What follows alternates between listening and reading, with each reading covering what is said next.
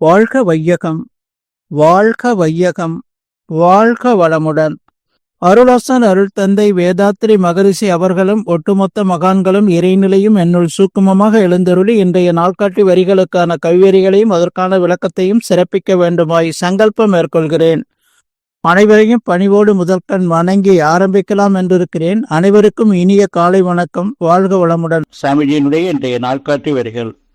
மனம்தான் மனித வாழ்க்கையின் விளைநிலம். மனதின் தன்மை எதுவோ அதுதான் மனிதனுடைய தன்மை என்று சாமிஜி நமக்கு இந்த நாள்காட்டி வரிகள் கொடுத்திருக்காங்க.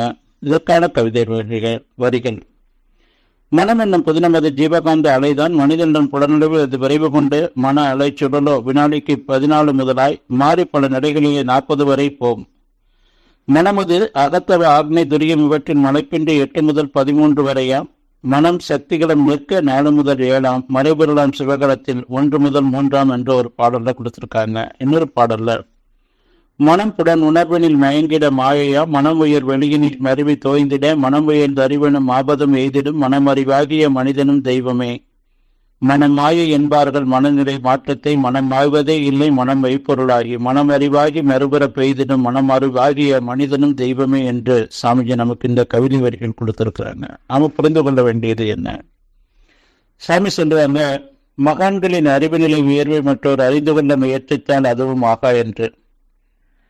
உலகத்தில் இன்றைக்கு புகலிடம்போடு வாழ்ந்து கொண்டிருக்கக்கூடிய அத்தனை மகான்களும் இறைநிலை இணைப்போடு தன்னுடைய மனம், அறிவாட்சி தரம், அதே போல சூக்குமம், உயிர்சக்தி சூக்குமம் அனைத்தையும் இறைநிலையோடு இரண்டர கலக்கவிட்டு இறைநிலையாகவே மாறி நின்று இந்த உடல் அளவுல 1% பற்றும் 99% அந்த இறைநிலை இணைப்போடு வாழ்ந்தவர்கள் தான் இன்றைக்கு புகலிடம்போடு வாழ்ந்து கொண்டிருக்கிறார்கள். நாம மனதை உணர்ச்சி நிலை, உணர்வு நிலை, அமைதி நிலை, பேரானந்த நிலை என்ற 4 நிலைகள்ல மனமானது மனித பிறப்புல வைத்துக்கொண்டு வாழ முடியும். அந்த பேரானந்த நிலையில வாழ்ந்தவர்கள் தான் பெரிய சாதனைகளை சாதிச்சாங்க. இன்ட்யூஷனாக இறையினுடைய அந்த உணர்வு ஏற்பட்டு இறை பணியை சிறப்பாக இந்த பூமியில வாழும் காலம் வரையிலும் செய்து கொண்டிருந்தாங்க. இன்றைக்கும் அவங்க புகலிடம்போடு வாழ்ந்து கொண்டிருக்கிறாங்க என்பதை நாம புரிந்து கொண்டு வாழணும்.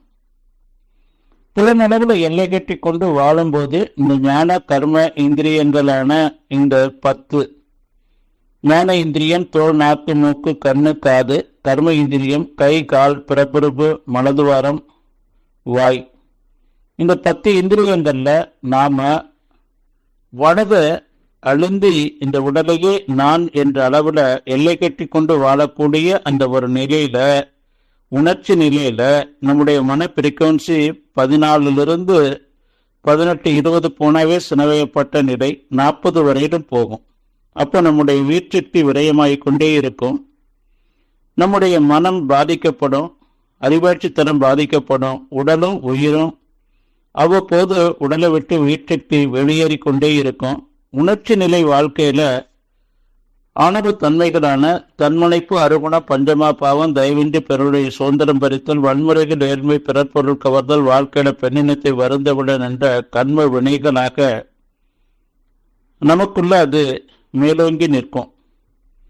அந்த உடலையே நான் என்ற நிலையில வாடும்போது நாம தனக்கும் பிறருக்கும் துன்பம் தரத்தக்க ஒரு செயலைத்தான் எண்ணம் சொல் செயலாக செய்து கொண்டு வாழ முடியும். இதை உணர்ந்த வேதாத்ரி மகரிஷி நமக்கு சுவாமி ஆக்னை தவம் கொடுத்தாங்க.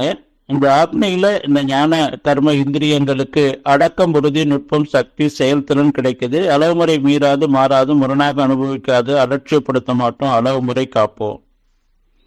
இதை தாண்டிய துரியம் எண்ணம் சொல் செயல்களை அமைத்துக் கொள்ளும் பொழுது முன்வினை பதிவான அந்த பதிவுகள் எந்த ஒரு பாதிப்பையும் கொடுத்து அதற்கான ஒரு செயல்முறையை மேலும் மேலும் துன்பம் தரத்தக்க பதிவுகள் ஏற்படுத்தாம விழிப்பு நிலையோடு வாழலாம். அந்த நிலையில மன அடைச்சுழல் 14 8 சக்திகளம் இறைத்துகள் சுழற்சி.